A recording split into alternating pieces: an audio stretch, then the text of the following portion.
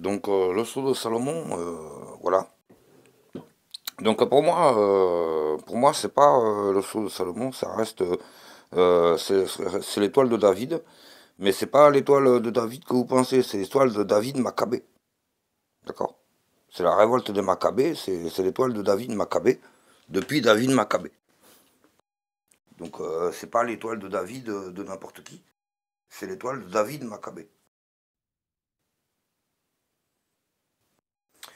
Donc ensuite, dans la culture juive hindoustanie, ou hindoustanie juive, donc des Occitanos, des Gallo-Tanates par exemple. Donc tout ça, ça représente des patriarches. Donc là par exemple il y en a 8. Il y a 8 et une étoile à 8 branches. Donc l'étoile à 8 branches, par exemple c'est Krishna, le huitième. Sachant que Skanda, le septième, le Skanda lui c'est un chandelier. Donc un chandelier qu'on poserait plutôt dessus. On poserait plutôt dessus. Donc ce serait plutôt le fils. Mais que le fils a enfanté son père. Le fils a enfanté son père. C'est-à-dire Skanda a enfanté Krishna. Mais Krishna a enfanté Skanda.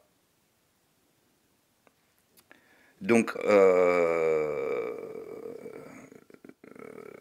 d'une autre part, donc là c'est le socle de la création. Le socle de la création, c'est à la fois, il est ni mâle ni femelle, il est androgyne. Donc androgyne, c'est la force guerrière, donc c'est un peu aussi, on va dire c'est Skanda aussi, puisque on peut le consacrer, on peut faire aussi un set, un chandelier, pas obligatoirement, mais la force guerrière, androgyne, et la fois mâle-femelle, c'est-à-dire c'est à la fois le patriarcat et la matriarcat. Donc ça ne représente pas les enfants, ça représente le parent. Le socle, il représente le parent, le socle d'une maison, le socle, etc. Donc là, une table, ça peut représenter un socle supérieur au sol.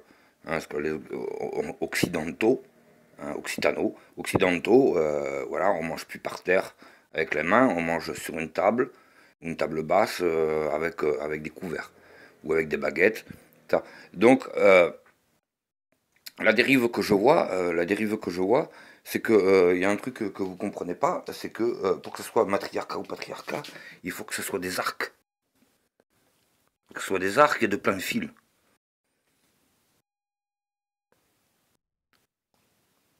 Que ce soit des arcs et de plein fil. Si c'est pas des arcs et de plein fil, alors tu comprends pas le travail.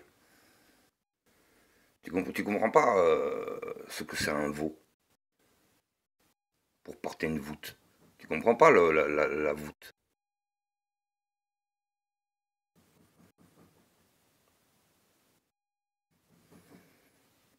Tu comprends pas l'arc-en-ciel.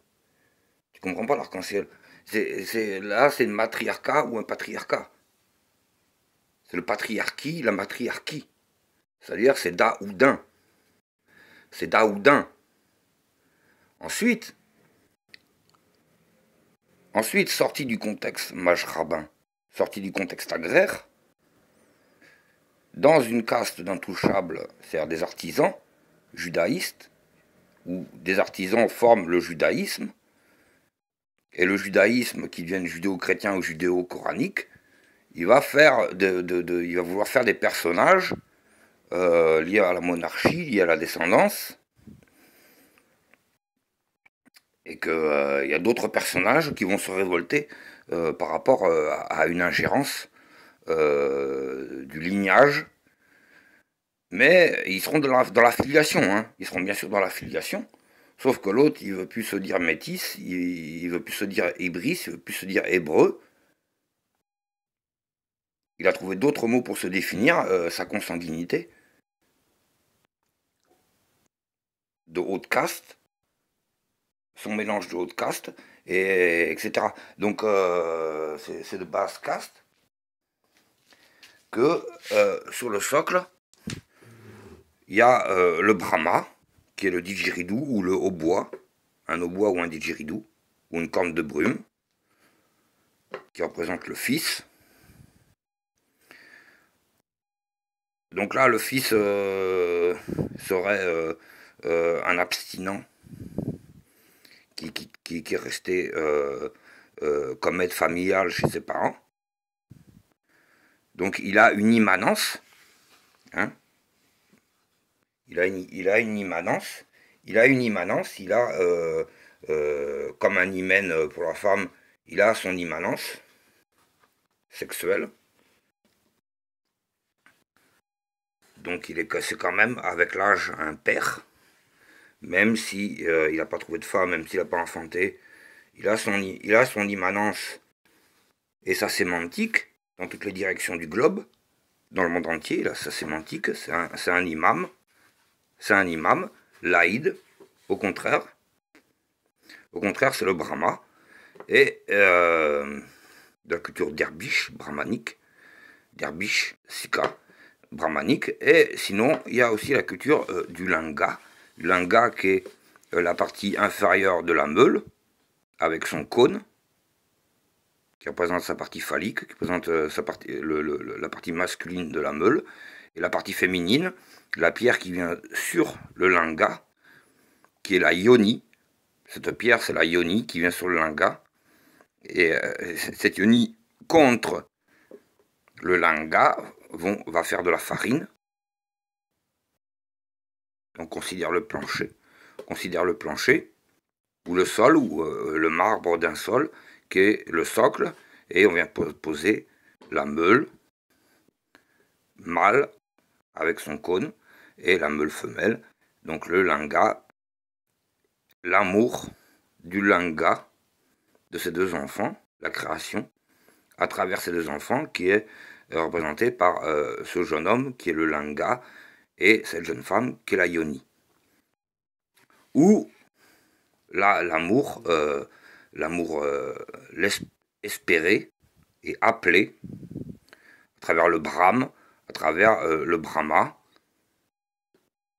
à travers la musique, cet amour musical, cette sémantique musicale qui vient semer en d'autres cycles qui sont un Linga et une yoni, aussi sa semence par immanence et angiosperme.